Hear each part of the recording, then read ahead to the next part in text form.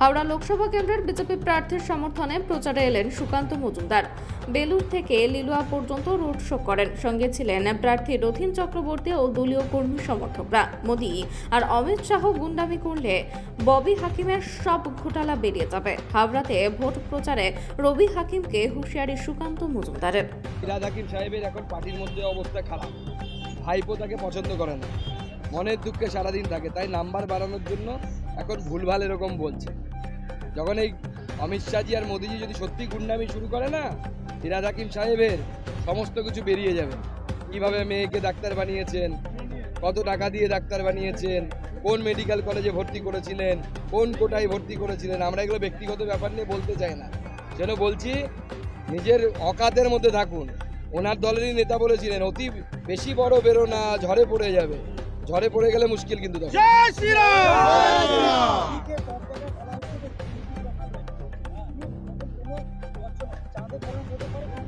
সে তো আমরা দেখতেই পাচ্ছি তো, দিদির কলঙ্ক।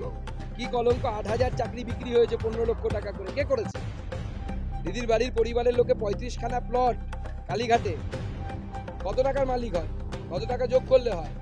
আমি এমনি খাই না, পাইপ দিয়ে খাই, মুখে যেন দাগ না লাগে। মুখ্যমন্ত্রীর মন্ত্র হচ্ছে, নীতি হচ্ছে তাই, মুখে দাগ লাগছে না।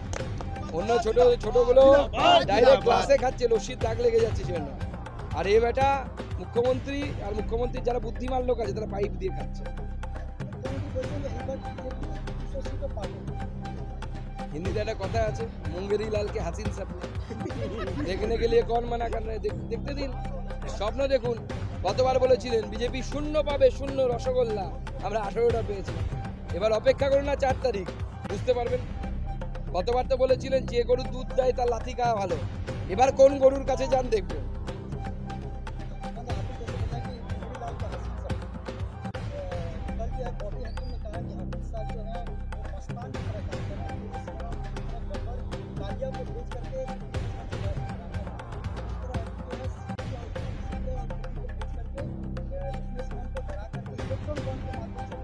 अभी उनको पूछिए ना, वो अपना नंबर बढ़ाने के लिए सब कर रहे हैं। पार्टी में उसका हैसियत अच्छा नहीं है। 600 करोड़ रुपया इलेक्टोरल बॉन्ड में तो उनको डीएल लॉटरी ने दिया है, तो किस लिए दिया है?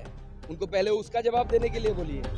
जिनके घर शीशे के होते हैं वो दूसरे के घरों में पत्थर नहीं फेंका करते।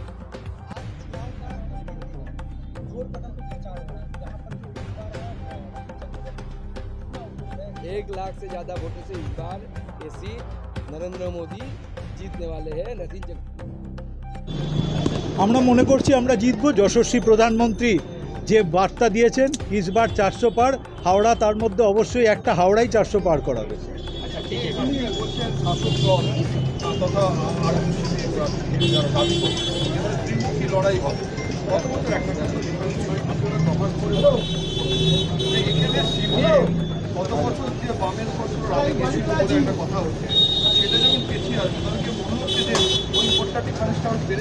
আপনারা অঙ্ক কষতে বলুন ওদেরকে, সকাল থেকে খাতাপত্র নিয়ে অঙ্ক কষতে বলুন।